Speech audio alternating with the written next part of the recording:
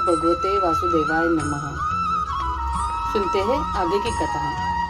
व्यास जी कहते हैं, उस दीर्घकालीन सत्र में सम्मिलित हुए मुनियों में विद्या वयोवृद्ध कुलपति ऋग्वेदी शौनक जी ने सुत जी की पूर्वोक्त बात सुनकर उनकी प्रशंसा की और कहा। शौनक जी बोले, सुत जी, आप वक्ताओं में श्रेष्ठ है तथा बड़े भाग्यशाली है। जो कथा भगवान श्री सुखदेव जी ने कही थी, वही भगवान की पुण्यमयी कथा कृपा करके आप हमें सुनाइए। वह कथा किस युग में, किस स्थान पर और किस कारण से हुई थी? मुनिवर श्री सुखदेव पायन ने किसकी प्रेरणा से इस परमहंसों की संहिता का निर्माण किया था? उनके पुत्र सुखदेव जी बड़े ही योगी, समरदर्शी, भेदभाव रहित, संसार निद्रा से जगे एवं निरंतर एकमात्र परमात्मा में ही स्थित रहते हैं। वे छिपे रहने के कारण मूड से प्रतीत होते हैं। व्यास जी जब संन्यास के लिए वन की ओर जाते हुए अपने पुत्र का पीछा कर रहे थे, उस समय जल में स्नान करने वाली स्त्रियों ने नंगे सुखदेव को देखकर तो वस्त्र धारण नहीं किया, परंतु वस्त्र पहने हुए व्यास जी को देखकर लज्जा से कपड़े पहन लिए थे। इस आश्चर्य को देखकर जब व्यास जी ने उन स्त्रियों से इसका कारण पूछा, तब उन्होंने उत्तर दिया कि आपकी दृष्टि में तो अभी स्त्री पुरुष का भेद बना हुआ है, परंतु आपके पुत्र की शुद्ध दृष्टि में यह भेद नहीं है। कुरु जंगल देश में पहुंचकर हस्तिनापुर में वे पागल, गूंगे तथा जड़ के समान विचारते होंगे। नगरवासियों ने उन्हें कैसे पहचाना? पांडवंदन राजर्षि परीक्षित का इन मौनी सुखदेव जी के साथ संवाद कैसे हुआ, जिसमें यह भागवत संहिता कही गई। महाभाग श्री सुखदेव जी तो गृहस्थों के घरों को तीर्थ स्वरूप बना देने के लिए उतनी ही देर उनके दरवाजे पर रहते हैं जितनी देर में एक गाय दूही जाती है।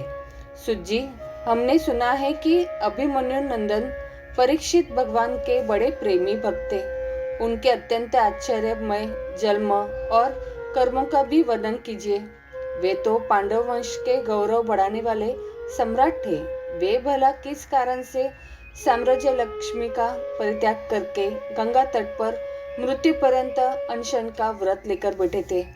शत्रुघ्न अपने भले के लिए बहुत सा धन लाकर उनके चरण रखने की चौकी को नमस्कार करते थे। वे एक वीर युवक थे। उन्होंने उस दुस्तेजस लक्ष्मी को अपने प्राणों के साथ भला क्यों त्याग देने की इच्छा की? जिन लोगों का जीवन भगवान के आश्रित है, वे तो संसार के परम कल्याण, अभ्युदय और समृद्धि के लिए ही जीवन धारण करते हैं। उसमें उनका अपना कोई स्वार्थ नहीं होता। उनका शरीर तो दूसरों के हित के लिए ही था। उन्होंने विरक्त होकर उसका परित्याग क्यों किया? वेदवाणी को छोड़कर अन्य समस्त शास्त्रों को आप पारदर्शी विद्वान हैं सुत जी, इसलिए इस समय जो कुछ हमने आपसे वेदों को पूछा है, वह सब कृपा करके हमें कहिए। सुत जी ने कहा, इस वर्तमान में चतुर्युगी के तीसरे युग द्वापर में महर्षि परशर के द्वारा वसु कन्या सत्यवती के गर्भ से भगवान के कला अवतार योगीराज व्यास जी का जन्म हुआ। एक दिन वे सूर्योदय के समय सरस्वती के पवित्र जल में स्नानादि करके एकांत पवित्र स्थान पर बैठे हुए थे। महर्षि भूत और भविष्य को जानते थे। उनकी दृष्टि अचूक थी। उन्होंने देखा कि जिसको लोग जान नहीं पाते, ऐसे समय के फेर से प्रत्येक युग में धर्म संकरता और उसके प्रभाव से भौतिक वस्तुओं की भी शक्ति का ह्रास होता रहता है। संसार के लोग श्रद्धाहीन और शक्ति रहित हो जाते हैं। उनकी बुद्धि कर्तव्य का ठीक निर्णय नहीं कर पाती और आयु भी कम हो जाती है। लोगों की इस भाग्यहीनता को देखकर उन मुनीश्वर ने अपनी दिव्य दृष्टि से समस्त वर्णों और आश्रमों का हित कैसे हो, इस पर विचार किया। उन्होंने सोचा कि वेदोक्त चातुर्वर्त कर्म लोगों का हृदय शुद्ध करने वाला है। इस दृष्टि से यज्ञों का विस्तार करने के लिए उन्होंने एक ही वेद 4 विभाग कर दिए। व्यास जी के द्वारा ऋतु, यजु, साम और अथर्व, इन 4 वेदों का उद्धार हुआ। इतिहास और पुराणों को 5वां वेद कहा जाता है। उनमें से ऋग्वेद के पैल सामगान के विद्वान जैमिनी एवं यजुर्वेद के एकमात्र स्नातक वैशंपायन हुए। अथर्ववेद में प्रवीण हुए। दरुनंदन सुमस्त मुनि, इतिहास और पुराणों के स्नातक मेरे पिता रोमवर्षण थे। इन पूर्वों का ऋषियों ने अपनी अपनी शाखा को और भी अनेक भागों में विभक्त कर दिया। इस प्रकार शिष्य प्रशिष्य और उनके शिष्यों द्वारा वेदों की बहुत सी शाखाएं बन गई।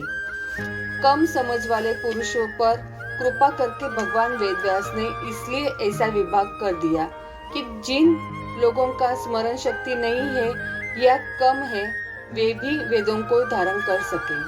स्त्री, शूद्र और पति द्विजति तीनों ही वेद श्रवण के अधिकारी नहीं हैं, इसलिए वे कल्याणकारी शास्त्रोक्त कर्मों के आचरण में भूल कर बैठते हैं।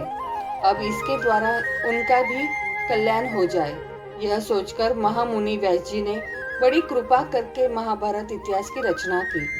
शौनकादि ऋषियों, यद्यपि व्यास जी इस प्रकार अपनी पूरी शक्ति से सदा सर्वदा प्राणियों के कल्याण में ही लगे रहे, तथापि उनके हृदय को संतोष नहीं हुआ।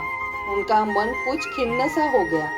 सरस्वती नदी के पवित्र तट पर एकांत में बैठकर धर्मवेत्ता व्यास जी मन ही मन विचार करते हुए इस प्रकार कहने लगे, मैंने निष्कपट भाव से ब्रह्मचर्य आदि का व्रतों का पालन करते हुए वेद, गुरुजन और अग्नियों का सम्मान किया है और उनकी आज्ञा का पालन किया है। महाभारत की रचना के बहाने मैंने वेद के अर्थ को खोल दिया है, जिसमें स्त्री, शूद्र आदि भी अपने अपने धर्म कर्म का ज्ञान प्राप्त कर लेते हैं। यद्यपि मैं ब्रह्म तेज से संपन्न एवं समर्थ हूँ, तथापि मेरा हृदय कुछ अपूर्ण काम सा जान पड़ता है। अवश्य ही अब तक मैंने भगवान को प्राप्त कराने वाले धर्मों का प्रायः निरूपण नहीं किया है। वे ही धर्म परमहंसों को प्रिय है और वे ही भगवान को भी प्रिय है। श्री कृष्ण द्वैपायन व्यास इस प्रकार अपने को अपूर्ण सा मानकर जब खिन्न हो रहे थे, उसी समय पूर्वोक्त आश्रम पर देवर्षि नारद जी आ पहुंचे। उन्हें आया देख व्यास जी तुरंत खड़े हो गए। उन्होंने देवताओं के द्वारा सम्मानित देवर्षि नारद की विधि पूर्वक पूजा की।